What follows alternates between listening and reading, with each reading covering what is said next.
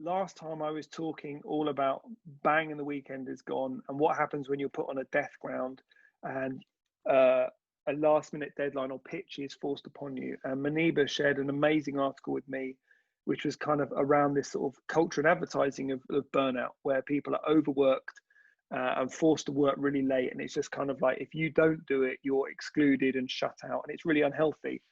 And what I found interesting was having been a part of that culture. I agree, it's really unhealthy and it's really bad for people, and I don't agree with it at all. However, there is something about being in that kind of tough environment that makes you tougher, and it does. I'm trying to think. It weeds out people who aren't up to it, and that's why it's so hard to get a job in advertising, and that's why it took me and Bert over 18 months to get a job, because you've got to be working so hard, but also you've got to be delivering. So at first you can outwork people. After a while, you've got to be able to outthink them, and that's even harder. And like I said, even though I had a degree from Kingston University, which was like one of the best in the world, nobody gave a shit. They just weren't bothered. It was like, so what? Show us your ideas. And they were more interested in sketches and just drawings on a bit of paper. So for me, that was a big thing. But I loved that thing of trying to get a job in that industry. It was really tough. I really valued it when I got it. So what I wanted to talk about this week, and this is something applicable in your own business, is how you can trick your mind into approaching a brief differently and then adjusting, and then that will mean that the quality of work you're able to deliver will improve. And the way you do this is to move the goalposts in your mind. So what do I mean by that? So it's simply, I'm given a brief for something and I can take that at face value. And most people, when you're in a job and you're kind of jaded and fed up, you'll just go, oh, so that's the brief, that's what we have to do. Okay, fine. And you'll do it on autopilot and you'll give it 50%. And so if that's what you do, that's the work you're going to get from it. It's going to be average. What you have to be able to do, and this is a mental trickery thing, is you have to begin to imagine what is possible. So although, yes, I've been given this brief for this one thing, what if we could do something else? You know, could we do more with it? And could I begin to see the potential in this brief as being a lot more than they're just asking for? And the reason why this came about was a few years ago, I was asked to go into an agency who were going to be rebranding. And I was asked to give them kind of like tips and pointers on kind of how to do it and how to get the brand set up right. And what I proposed to them, I said, like, well, okay, in it, they were called Zephyr. They're no longer around, actually. I think they've folded now, sadly. But the point still stands. I said, you know, you're going to rebrand. And in an ideal world, your rebrand should be the most important job you're doing. But it probably won't be, because other jobs will come in and it will just get pushed to the back. And I said, you know, imagine if you were given this brief and it was like, Zephyr is the new, I put new show from Nike, but we're going to put shoe because I can't spell. If the Nike Zephyr was the brief that you were given, your attitude would change dramatically. So you would automatically go, oh my God, what an opportunity. I'm going to work really hard on this because this could be the chance for me to do standout work that could completely transform my career. And it's this thing of, if the Zephyr was the new shoe from Nike, you would have one approach to the brief. But if Zephyr is your agency and we're just doing a rebrand, you have a different approach. And I know it's not possible to be kind of naively optimistic about every brief, but that's slightly what I'm asking you to fight against. Because if you can begin to think differently about what this could be, and then what it could lead to, you are able to kind of find the energy and the motivation to want to work on it. And that's when I talked about getting that dopamine rush of like getting excited again about the work we're doing. So if I give you a few other examples, this is kind of, I'm going to show you how you shift your mindset. So imagine you're working, you're sat in Zephyr, you're busy, we want to do a rebrand. So I want you guys to kind of work the weekend on the rebrand. It's how I come to you. And you'd be like, no, I don't want to do this. I don't care. But if I said we just had this amazing briefing, it's for this new business called Zephyr, and it's the new restaurant from Gordon Ramsay. And like, he's given us like he's a family friend. He said, if we can nail this, we can have it. Who wants to work on it? Now it's a very different proposition, because now you're thinking, wow, Gordon Ramsay's restaurant, this could be amazing. And you're beginning, it's automatic. You will imagine what this could be. You can imagine, wow, if we met Gordon, can you go, imagine what the food's like there? Your brain will start to fantasize about the potential of what this could be, and you're tricking yourself. It's the same thing if I said, what about if it was a new mindfulness app from Virgin? You again would start to think differently. You would think of the possibilities, the potential. What could I do with this? What would this look like in my portfolio? Imagine if we could do this. And this in itself is this trick I want you to play on yourself.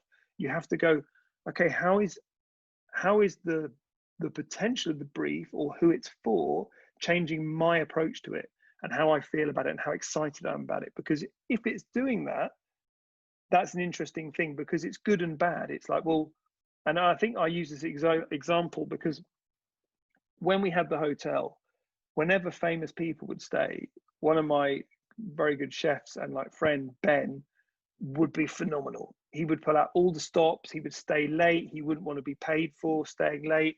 He would offer to get things. He would go from 6 out of 10 to like 20 out of 10 performance for famous people. And I could see the difference. And one part of me thinks, well, why should this be any different? Why can't you give 10 out of 10 to all our guests? But that's human nature. And the other part is me like, oh, I can see what you're capable of. You're really just coasting most of the time. I need to probably find ways to motivate you. So to do this, and for my own entertainment, I would lie and tell him that average people, or not average, but normal people that would stay, I'd tell him they were famous and he just didn't know who they were. And you would see him light up and he'd be like, oh, brilliant. Okay, yeah, I'll make sure that's all done. And he would really perform well.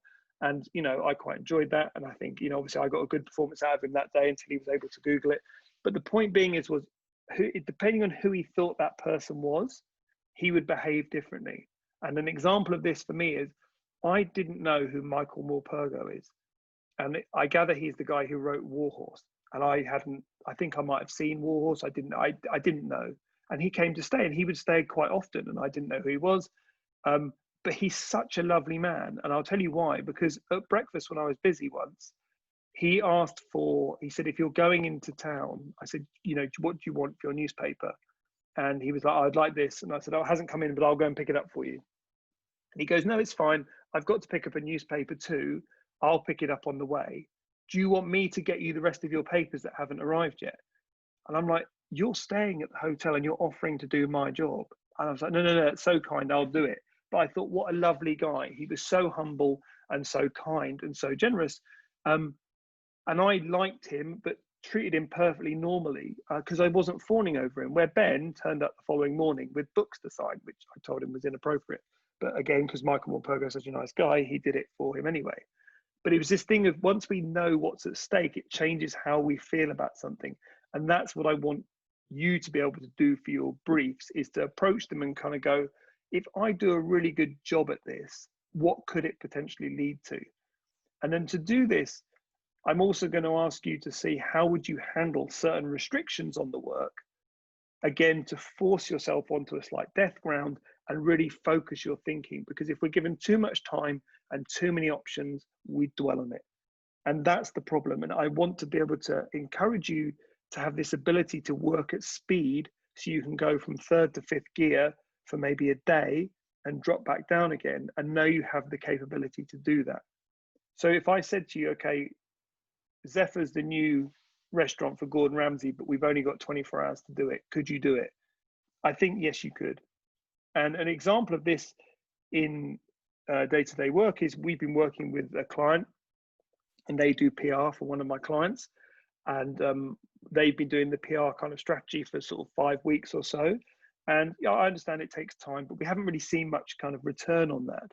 So in the last 48 hours, Sarah completely saved us, because she was able to go from third gear to fifth gear and land us an ad in the Saturday Telegraph in less than a day.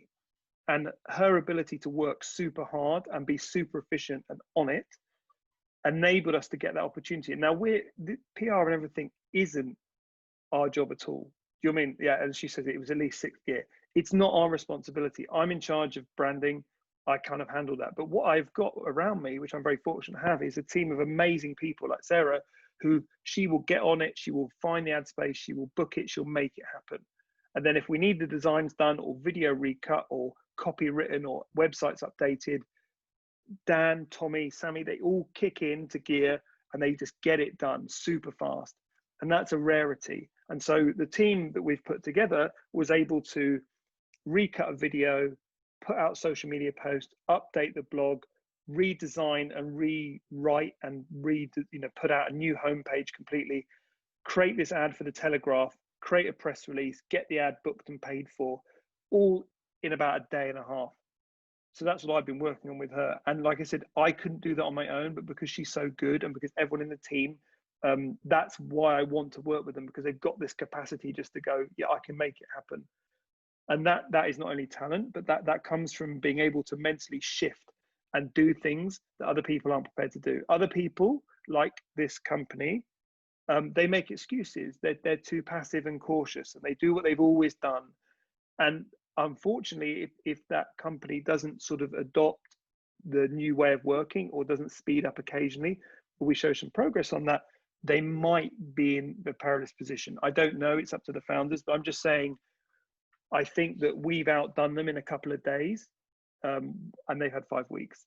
And that is the difference. And I think that this is the thing of, if you can reframe your attitude and your work ethic to work short and sharp, it's going to really make you stand out. Because I've said before, speed kills because everyone else is so slow.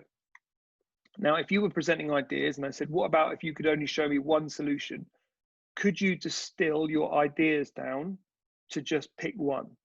Because the easy thing is to give 3 and let the client pick and then complain they picked the wrong one. That's what everyone else does. The hard thing is to go, here's one, and it's the only one you want. And to be bold enough and to make all the decisions yourself in picking that one solution. An example of this, which I will always remember, is we were writing TV ads for McDonald's for the Monopoly series. And my creative director was John Burley, who was a genius. And he was working on this, and what he did was, we were struggling to come up with ideas. And there was only really one decent idea, but he knows what McDonald's are like. So it's not quite the same, but he printed off the same script 3 times, went into the meeting and said, I've got 3 amazing ideas, but to be honest, there is clearly a standout one. And that's the only one I want to talk to you about, because the others aren't as good as that. And he screwed up 2 bits of paper, threw them away, and read out that one script, and they loved it. Now, there was a lot of showmanship there and balls, but it was very funny and it worked. McDonald's were like, wow, this is the one idea we wanted. We don't have to pick and choose. Clearly, if you love it, we trust you. And it was a good TV ad. It was for these giant Monopoly figures that washed up all over the country. And it was this thing of, they wanted that one solution and they wanted us to be bold, and they wanted confidence that this is the only one you need. So if I said to you, you've got 24 hours, I want to see one solution for Gordon Ramsay's restaurant. Don't give me a choice. I trust you to pick one. Can you do that? Now, the way to do that is you have to be brutal, which is, you can't be precious with your ideas. And this is this strange kind of juxtaposition where on one hand, you have to completely love them and be very passionate and be almost wedded to them. We are going to go, no, I believe in this idea, this solution, this execution, whatever it is going to be the one that we need. But equally, you might be wrong, and you've got to be prepared to just drop it. Because if you get too attached, what happens is someone says, yeah, it's okay, but I'd like to see something else. And all you do is you go away and you just tweak it a little bit and represent it. And we all know it's the same idea, but you're too attached to it that if someone rejects it, you think it's personal. This is what happened to us. And again, we were writing scripts on Daz. We were writing the same script. And in the end, our creative director said, you have to kill your children. And he's like, what? And he's like, this script is your child, it's your baby, and you love it, but it's crap. So you've got an hour, and if you represent this again, because you've done it twice already, I will sack you. Give me a new script, please. I want something totally different because this is crap. Now, he said it, and he wasn't that mean. There was an element of jest in there, but his point was true. We were too obsessed with the script. We wouldn't listen, and we kept basically presenting different versions of it. And he'd had enough. And I'm glad he told us that, because now we had to drop it, bin it, and come up with something new. And quite often when this happens, the experience you've had and the knowledge of like working on it, even though it wasn't quite right, is carried into your next job, into your next project, into your next design. So for me, this thing of being able to turn work around fast, be really passionate about it, but be kind of also completely detached. You can go, I'm so confident I can come up with more solutions that if you don't like this, I'll just find another one for you, is the mindset to adopt. And I'm going to give an example of a work I did for this. And I completely messed this one up. So this is and again, Sarah knows this one. This is the Burlington Club. And I completely went nuts, and I was given a brief to work on a fairly prestigious horse racing gambling brand. And I was like, no, I've got this idea. I think this could be amazing. And this is what I did. And I completely overdid it. And they were like, you've done so much work. It doesn't answer the brief. It's wonderful, but we're going to go with someone else. So I completely screwed this up. But I want to share it with you because I want to show you how I did all of this in a weekend around family time, because I'm slightly crazy, but also kind of I was able to shift myself mentally to get very quick at decision making and filtering out what wasn't working, and also finding that kind of fifth gear to churn the work out. So this is it. So this is for William Hill, and their brief was like, we want to launch a horse racing specific kind of brand that is aimed at the kind of more discerning punter who wants to sort of be more informed when they gamble. So I was like, okay, you know, there's lots of other people out there, you know, how do you stand out amongst everyone? The solution was the Burlington Club, and that name came from the phrase of Burlington Bertie, which is a specific bet known within horse racing. So I was like, okay, the Burlington is a horse racing phrase about gambling that fits. The Burlington Club could be this kind of like jockey club equivalent. And with this solution, I was convinced, like, well, if we have the Burlington Club and William Hill own it, then they can franchise and sort of push that out to like a podcast, a newsletter, merchandise, an online show. It could be like Sky Sports News. It could be all these things. You're like, well, if people are tuning in for the content on the Burlington Club, while they're there, they could place a bet with William Hill. And it's so diverse and you know, innovative that they can easily move into different media platforms. They could have Spotify playlists. They could have anything, all under this thing of the Burlington Club. I'm like, wow, can you imagine if they bought this? It'd be a game changer. And it's only 99p for the burlingtonclub.com. So not only can they have this idea, they can have the domain, they can have all the social media platforms, because there is no Burlington Club out there. So I was like, this is a no-brainer. Not only have I given them an amazing idea which answers the brief, but they could buy it for 99p. And as much as I wanted to buy that domain and sell it back to them, I thought that's a bit rude, so I didn't. So this is how I broke down the identity. And remember, we're talking discerning sort of horse racing fans here. So that was the logo I came up with for the Burlington Club. And this was inspired by horseshoes and sort of all the bridle touches and details that you'll find if you hang around the paddocks, because the whole thing is it's the inside track. It's the kind of the person that goes down to look at the horses before they race to try and get that inside knowledge. So I was like, well, okay, let's take them behind the scenes and let's get inspired by, you know, what they would do and where they would see before the race. And then when I was rendering it, I was like, this is the logo. It's going to be really refined. It's going to be sort of like gold and very textured. And that's what it would look like. And I was like, well, okay, let's bring in a kind of monogram so we can use the horseshoe and we can call it the Burlington Club. And I thought, well, that'll work because this is kind of good for social media. It's the lucky horseshoe with gambling. It's kind of well balanced. And I explained it all. And I was like, well, if we're doing different types of logos, it works. You know, you've got a middle one, which is like a racetrack logo or a sort of stamp logo on the right. And I was like, so you could actually own the Burlington Club and it could be an actual event, you know, a tent or a pop-up at events, and it would look stunning. And it's kind of discerning and kind of a little bit more refined than a lot of the brash Sky Bet and kind of Paddy Power ads. And if we've got this wonderful horse illustration that I came across, these could be all the identity by William Hill. It's exactly what the brief wanted, because this is exactly who we wanted to go after. So I did these mock-ups and I was like, this is what it could look like. And you're like, this is amazing. And you're like, okay, so the tagline, what are we going to do for the tagline? Well, I was like, you know, when you know, or, you know, horse racing is inside track. And so we're talking about, you know, all this inside knowledge, which is what they wanted. So I was like, I'm giving you the logo, the identity, the idea, the tagline, the colors. So it's like, how are we going to do colors? Well, we want it to be modern, but quite traditional. So I made all these efforts to make these mock-ups of all these sort of Pantone colors. I gave them all these sort of names inspired by horse racing, like Dutch Amber and Deep Navy and Racing Green. I spent ages picking out the right Pantone colors, that even on the mock-ups, it drove me mental. I showed them all together and was like, this is your new color palette. And it's like, this is so sophisticated. It's on brand because William Hill is sort of blue and gray, so that matches, it all works. typographically, we're going to go with something like Canella, which is like bold, sophisticated, but also a bit refined, and Larciette for the type, for the body type, and then the classic of Carnaby Street, which is inspired by 60s England. So this is all coming together to produce beautiful typography that is refined and elegant, that works well online and offline. It's the full identity. Tone of voice, how are we going to know what to do? Again, we want to be credible, authentic, honest, and this is going to be shown by the kind of photography and the way we approach the subject. So it's kind of, all of this is all part of this brief, which I went on to do this weekend. And like imagery, I was like, well, we want to have heritage, but be a bit modern. So, you know, traditional etchings are too old fashioned, modern ones look cheesy, all of this. And this was the Burlington Club. And I was like, well, we could actually tweak the photography to get it more sort of atmospheric and sunburst and full of atmosphere. And then I broke down the photography into 3 bits. Close-ups. Can we get the attention to detail? Because the people who gamble, they like to pay attention. How is the horse behaving? How nervous is it? How stressed is it? How is the jockey gripping the riding crop and all that kind of stuff? Then we want the atmosphere. So emotive photography. And again, it's tough with Getty Images to find nice images, but try and capture the fun of the day out of the track. And then finally, more graphic kind of negative space photography that would be great for social media. And that was it. And I put it all together, put my fee in of how much it would be.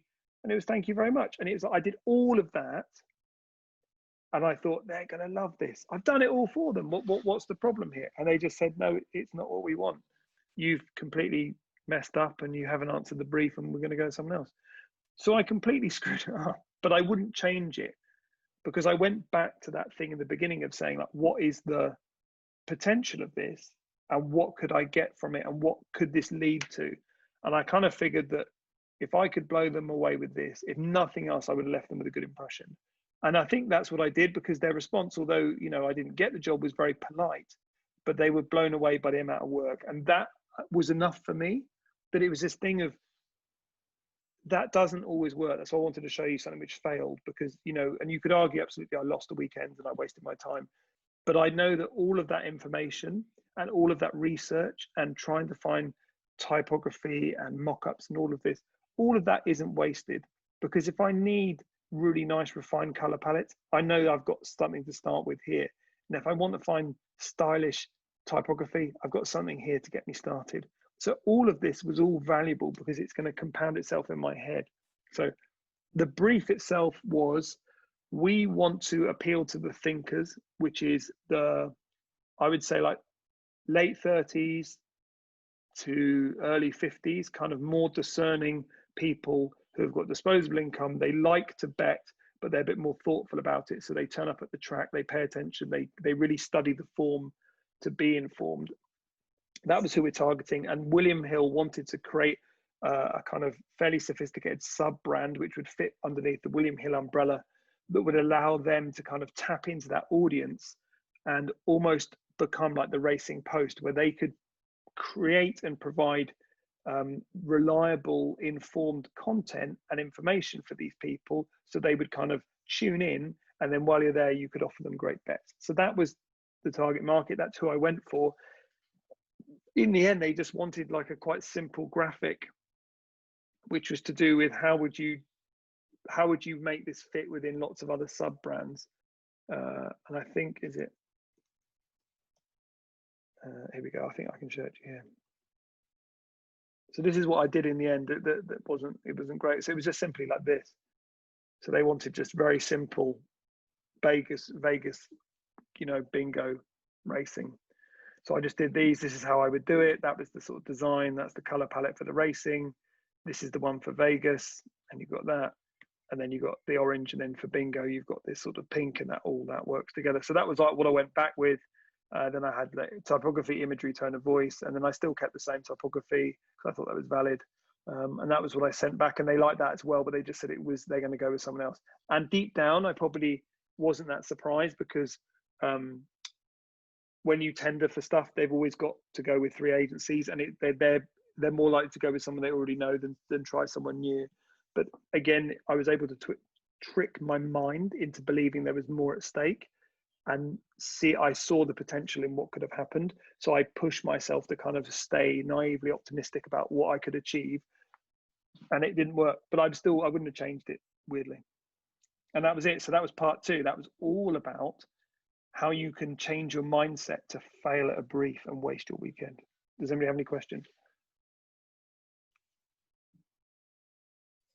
Thad, I was just, in terms of, I think you're absolutely right about sort of getting it done quick, and that whole kill your darlings thing as well. Yeah, is such a good way to approach things.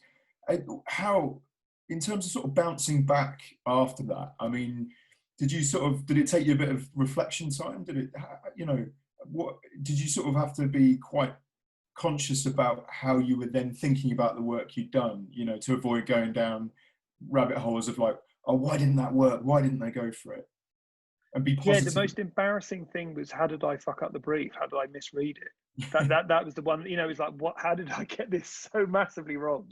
I can accept that going into it, that I might have been a bit over the top and a bit enthusiastic, but to like completely get the brief wrong, you go, but I do remember at the time kind of thinking, this is quite complicated. Like, I remember when they sent over all this kind of stuff that was really elaborate, and it was lots of kind of like, I'll keep talking, lots of research and insight and data and kind of strategic documents. I had to sign a big NDA to kind of go through it all. So that was, I think that threw me off, because I kind of figured, wow, okay, you overload me with information, and so I take on too much, and then I'm like, oh, okay, and I've overdone it. So I think the most embarrassing thing was being so chuffed when you send it, and then they go, yeah, this isn't what we wanted, and you're like, oh shit, and then that's embarrassing, you know, because you've messed up. But again, it's like, it could be worse. I could have messed up by, you know, just submitting crap work. That's when I should be really embarrassed. So I just had to sort of go, it's embarrassing, but the sooner I can accept it and kind of go, where did I mess up? And I think, I mean, I was chatting with Sarah about this, and it's like, I think they just kind of threw me off with all this stuff up front, that when it came to like, what is the actual brief, they couldn't sum it up succinctly in a way. And I think that, you know, so there was that. I wasn't completely nuts, but they didn't make it easy, certainly. It was a very hard brief. It was weird, wasn't it? There was just so much information. Yeah, I've never seen a briefing document like it. It was no. Bit of a doorstop, was it? Yeah, it was War and Peace. No, it was the mix of strategic with, they had sort of the guidelines of what they wanted, what Thad had followed to the letter and beautifully, but there were small pockets of information in there of conversations that obviously had around the boardroom table that threw you off kilter. So yeah, it was disappointing. You were gutted, Thad. You were gutted. Yeah, I get it, but I think it was like, I was more embarrassed, because I was like, surely I could have not. How did I get it so wrong? Because I was so convinced. I was so like, and so you doubt your judgment, I think. But I think that's always, you know, if you're going to do this, it is risky. It's like presenting. It's when I've done pitches before, where you instead of just answering the Word document, you do the entire identity, and it's a risk, because you can frighten people and they might hate it. But I've done it in the past and it's worked quite well. So I was like, I probably was a bit arrogant and thought I can do this. So you learned a lot from it, though. I think it was the learning that you took away from it, your emotions of how you actually felt about the work that you'd actually done. You were very proud of it, but it had brief. So it's pros and cons. Pros and cons. Yeah, exactly. I still like the work. It's just completely inappropriately irrelevant. Wasn't, but they'll come back to you for it. I know they will. Yeah, that's, like I said, it's just this thing of, you hope. Well, I think I had it a lot when we're trying to get a job in advertising, where so like when we tried to get a job at Mother, you would hand in your portfolio, and then we also had a book, like a little sketchbook of stupid ideas, and in there were just thoughts that we couldn't apply to anything practical, so they weren't like sharp enough to go in a campaign. And I remember the lady who was trying to give people jobs, she goes, yeah, your work's not very good, but your book of ideas is great. I want to see more of that. Have you got any more of that? And you're like, no, because they're random. An example of one I'll always remember was, it was a campaign for Homebase, and the campaign was, we need to confuse squirrels so they'll forget where they've buried their nuts, and therefore more trees will grow. Oh my God. And so it was this campaign about how you can help Homebase grow more trees by confusing squirrels, which will mean you'll get cheaper furniture. Totally convoluted and nonsense. But I think that was kind of what she quite liked, as in, at least you came up with something as stupid as that. And then you're like, well, I don't know what to say. And actually, I think if I've got it here, I found these of the. So if you want real stupidity, this is stupidity at its maximum. These are these adverts that we did for Nintendo, and we shot ourselves, and I found these on YouTube. And these were for Green Wing on Channel 4. Here we go. And it's just ridiculous.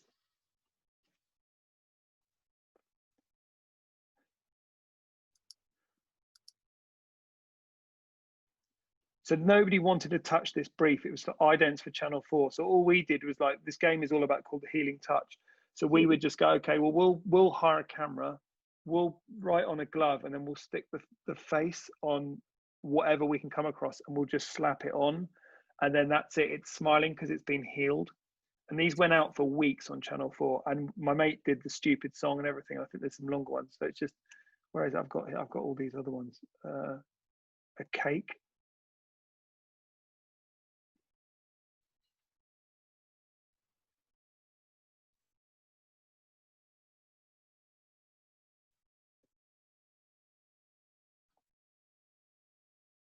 So what's interesting about that, obviously it's total bollocks, but it's quite funny.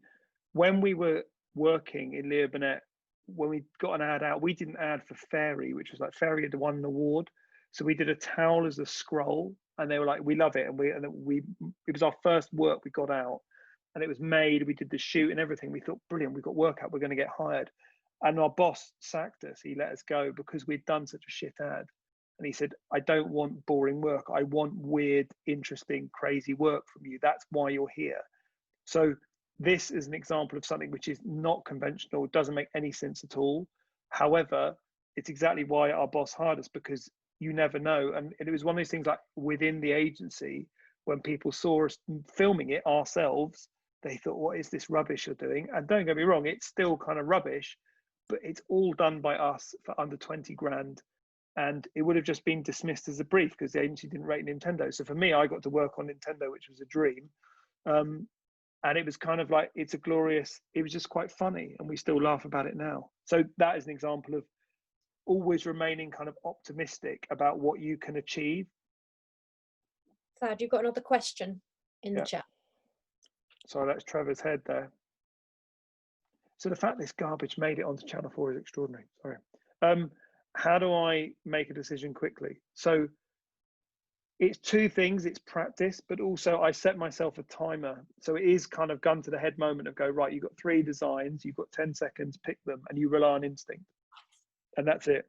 You just go, is that going to work? And you instinctively know if it's working or not. And that radar gets better the more you do it. That's why repetition and speed makes you better, because you'll kind of go, it'll fit when you're doing a design that's working, everything kind of fits. It's like when you do a puzzle and you get a few pieces in a row. It's like, okay, it's coming together now, I'm in the zone. But when it's not, it's like, this isn't working, I can't do it. And so you've got to be honest about what's the brief, what do I like, and what is, and that's what I'll get into next week, is kind of, it's asking yourself those questions of what is the right answer that the client is going to want because it's easy and kind of conventional, and what's the right answer for me that is going to push me, but I think could ultimately result in a better execution.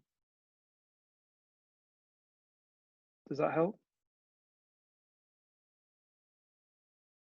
Maniba? Yeah. So yeah, it is you have to do it in your head, and where that might be, you set a timer on your phone for 10 seconds and go, right, pick 3 designs and make them a different color from everything else, and then that's it. And then you copy them, save them, close the document, open a new document with those, and start again, and you just forget what you've ever created. It's very much like you're just high repetition and you're binning off all the other stuff. I mean, I've had people who would say the first kind of 50% of your work is crap. So like a lot of it is just kind of getting the crap out of your head, throwing that all away, and then going, right, I've had enough. Actually, one of the best lessons I talked about before was with that guy, John Burley, who did the McDonald's scripts. but he would do layout executions and he would change them within like 20 seconds.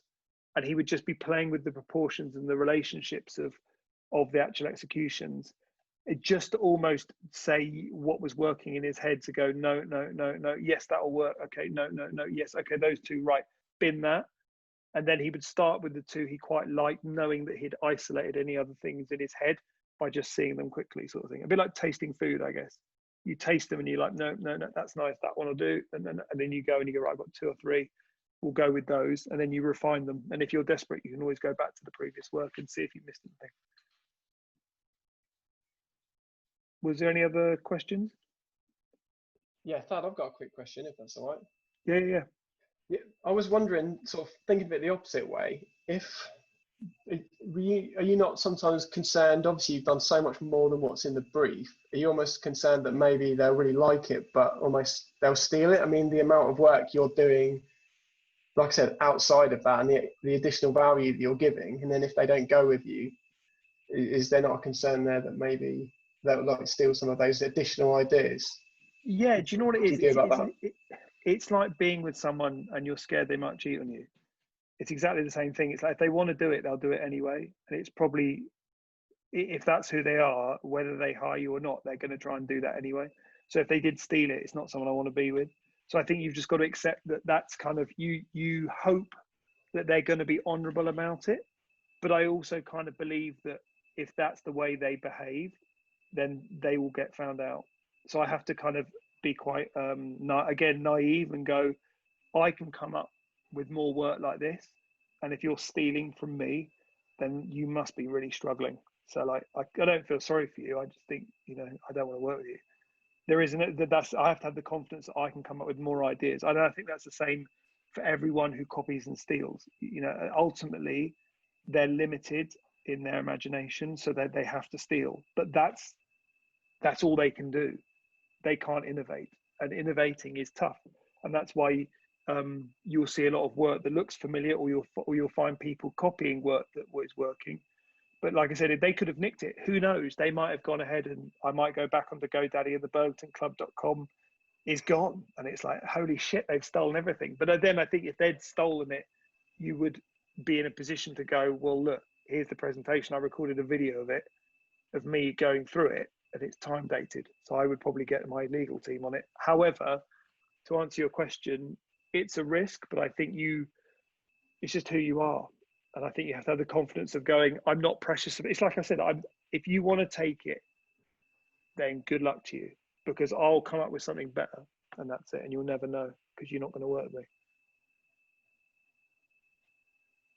I think that's afraid. The ability it's a good approach, I think, definitely. Good sort of mindset. If I was working for them and I'd done all that work and they go, yeah, we like it, but it's not very good, can you do something else? Like, you've got to have the ability to go, okay, I can go again.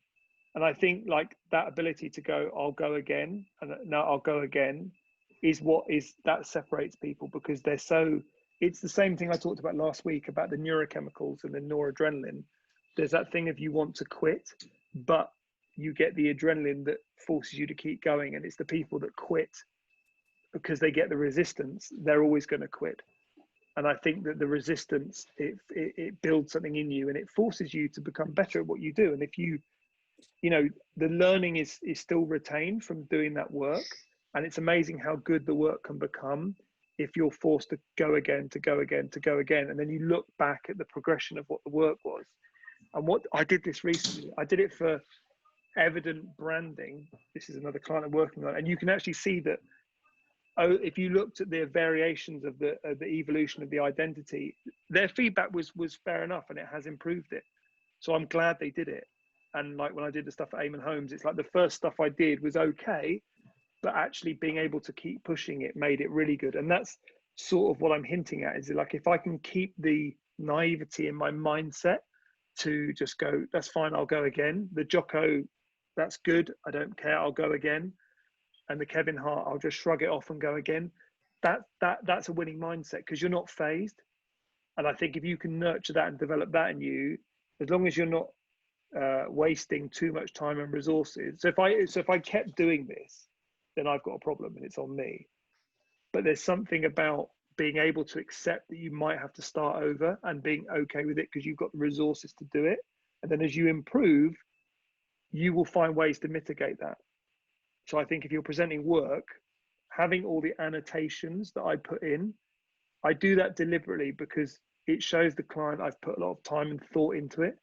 And if I can explain and articulate every decision, then they're less likely to just push back on a flippant reason. And actually, I've got an example of this. So this is another ad I did for Cocoa Pops.